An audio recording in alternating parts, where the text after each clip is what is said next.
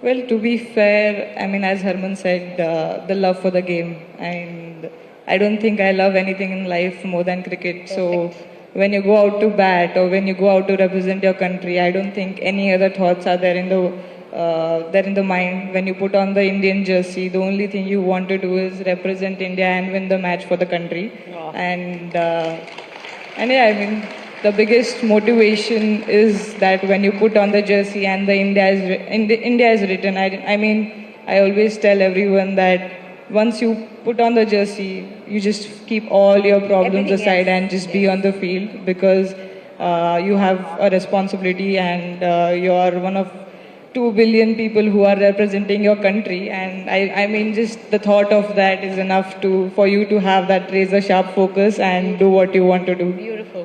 I want to know, are there ever disagreements within your team and sort of who sorts them out? How does that work, Smriti? Or does everyone get along? Because in a team full of that many, a squad full of 15 women, team of 11, does everything go hunky-dory or is it like thoda kabhi-kabhi, matlab, issues होते हैं और कौन resolve करता है? I think I'm liking how you asked me this question.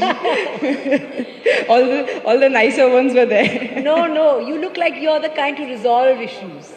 That's my impression of you. Well, I think firstly, I don't look at it as issues because everyone is wanting to win the game for the country and everyone has their own opinion how will we win the game for the country.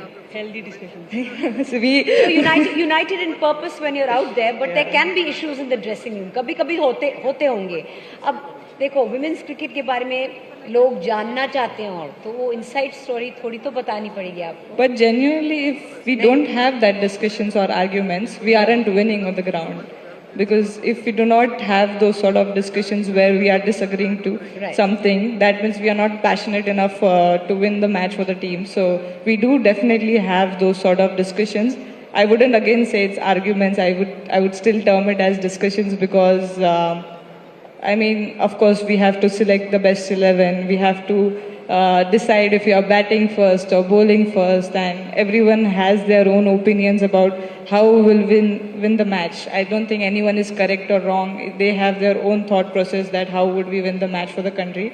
But I don't see ever that the discussions goes into arguments because I feel we You have can agree to disagree. Yeah. और आगे बढ़ो. Yeah, there might be times where I go to Haridi and I'm like, you know, we need to do this, and we have the liberty to each other to say yes or no, and that's pretty. I think we've kept it very chilled in that terms that she can say a no to me as well. Even I can say a no to her. That I don't think I still think we should do this. But I think without that, I don't think we would have had the trophy. Of course, without the passion, I mean, with passion comes disagreements and opinions, and it's nice to sort of manage it that way, navigate it that way. Now, sitting in our audience are thousands of entrepreneurs, literally thousands of entrepreneurs, people dealing with pressure, with their own uncertainty, setbacks, and defining moments of their own. What's the one principle from your journey, you know, connected with the sport that applies to business as much as it does to sport? This question is for the both of you. You want to go first? What is the one thing from the game of cricket that, or teamwork, that applies to, you know, the sport as well as to business and life? I think there are two things. Firstly, I don't have any knowledge about entrepreneurship, so don't take me wrong in any ways. But there's two things which I really keep thinking when I'm playing the game. And what cricket has taught me is that you always start your innings from zero, no matter if you've got 100. So that's beautiful. That is a beautiful, beautiful thing. Wonderful. Like There's the next, a lot of relatability there. Yes. Yeah, the next day is always a new day for you. Have the best day or the worst day. I mean, you still have chance to get better at it. And the second thing, which we always discussed during the World Cup, that don't play for yourself, play for the person who's right next to you. And I mean, of course, in entrepreneurship, there's a lot of people behind the scenes. So sometimes we get too caught up for doing it by ourselves, and we put that pressure on ourselves.